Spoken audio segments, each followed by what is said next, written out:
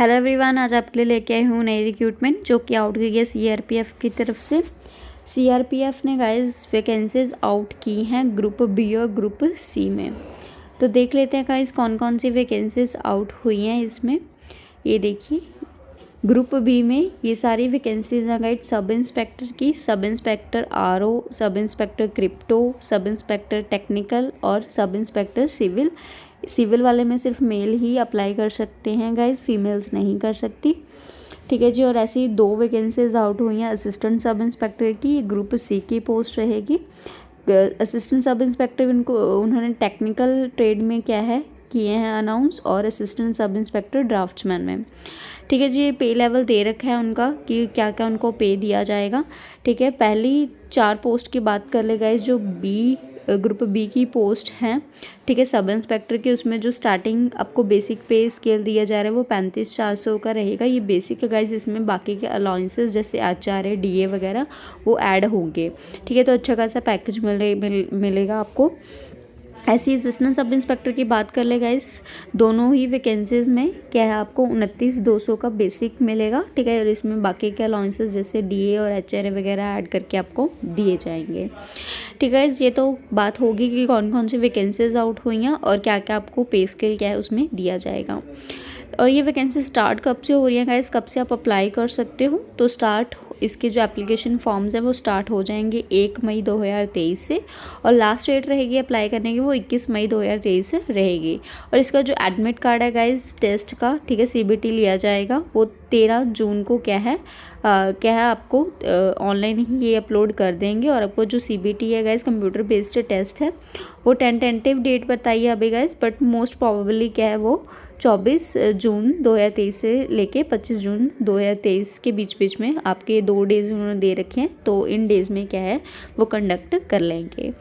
तो सारी डिटेल देख लेते हैं गाइस, कौन कौन अप्लाई कर सकता है इन वैकेंसीज़ के लिए, क्या क्वालिफिकेशन रहेगी, क्या एज क्राइटेरिया रहेगा, सारी डिटेल दूंगी इस वीडियो में। लास्ट तक वीडियो को ज़रूर देखिएगा। उससे पहले गाइस, अगर आप मेरे चैनल पे न्यू हो और आप ऐसे ही रिक्रूटमेंट अपडेट्स की जानकारी चाहते हो तो जल्दी से नीचे सब्सक्राइब बटन लगा है उसको दबा लीजिए, बेल आइकन को दबाना मत भूलिएगा, ताकि ऐसी कोई भी नई रिक्रूटमेंट है या उससे रिलेटेड कोई भी इंपॉर्टेंट अपडेट है उसकी जानकारी सबसे पहले आप तक पहुँच सके।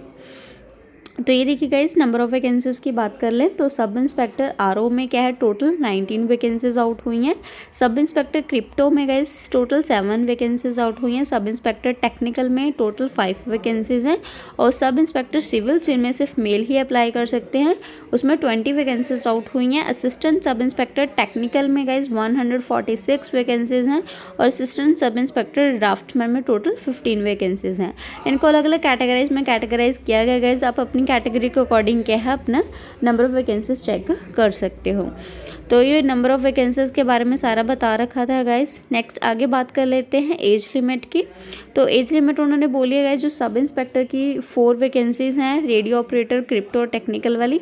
ठीक है, उसमें आपको क्या है आपकी एज क्या है 30 से कम होनी चाहिए।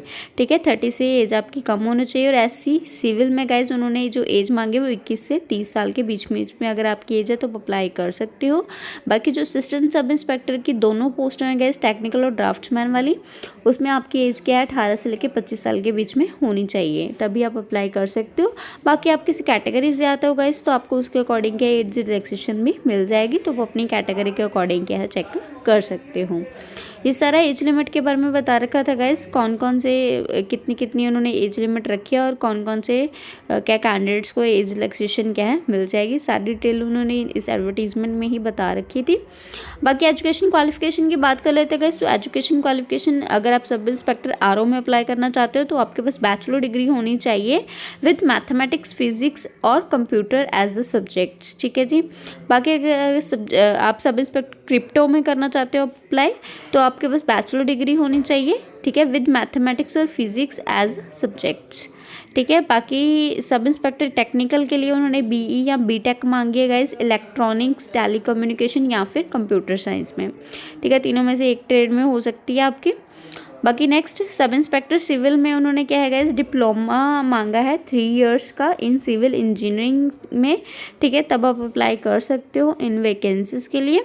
बाकी असिस्टेंट सब इंस्पेक्टर टेक्निकल में उन्होंने 10th मांगी है गाइस, अगर आप आपने 10th कर रखी है और आपके पास 3 साल का डिप्लोमा है ना रेडियो इंजीनियरिंग या फिर इलेक्ट्रॉनिक्स में या कंप्यूटर्स में, तो आप अप्लाई कर सकते हो।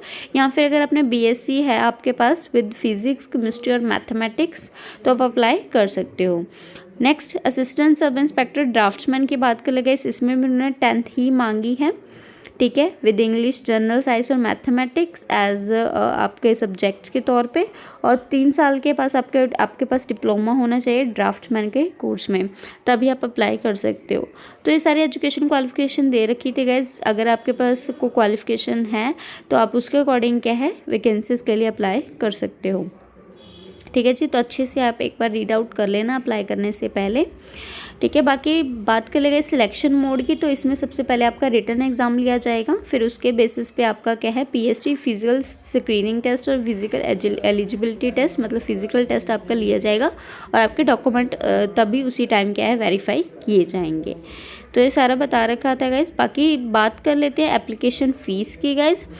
तो एप्लीकेशन फ़ीस उन्होंने 200 रखी है सब इंस्पेक्टर की पोस्ट को लेके और 100 रुपीज़ रखी है असिस्टेंट सब इंस्पेक्टर की पोस्ट के लिए, ठीक है। बट ये सिर्फ फीस मेल कैंडिडेट्स के लिए है गाइज, वो भी मेल कैंडिडेट्स कौन से, जो जनरल कैटेगरी, ईडब्ल्यूएस और ओबीसी कैटेगरी से आते हैं, ठीक है। बाकी जो एससी, एसटी या अगर आप किसी एक्स सर्विसमैन कैटेगरी से आते हो या फिर अगर आप फीमेल कैंडिडेट हो तो आप एग्जाम्प्टेड हो, आपको फ़ी पे करने की ज़रूरत नहीं है।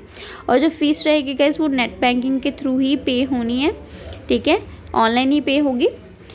बाकी सेंटर्स की बात कर ले गई, जो रिटन एग्जाम इन्होंने लेना है उसके लिए उन्होंने ये देखिए सारे सेंटर्स भी बता रखे हैं, अलग अलग स्टेट्स में उन्होंने कुछ क्या है जो मेन सिटीज़ हैं उनको चूज़ किया है। तो अब आप देख सकते हो कि ठीक है कि आपके लिए कौन सी सिटी सूटेबल रहेगी एग्जामिनेशन के लिए। स्कीम ऑफ एग्जामिनेशन मैंने बता ही दिया गाइस, आपका पहले रिटन एग्जाम लिया जाएगा, फिर आपका फिजिकल टेस्ट होगा और इसके साथ ही आपकी डॉक्यूमेंट वेरिफिकेशन होगी और जो कैंडिडेट सिलेक्ट होंगे उनका फिर डिटेल मेडिकल एग्जामिनेशन लिया जाएगा, ठीक है। तो ये 4 स्टेजेस रहेंगी गाइस।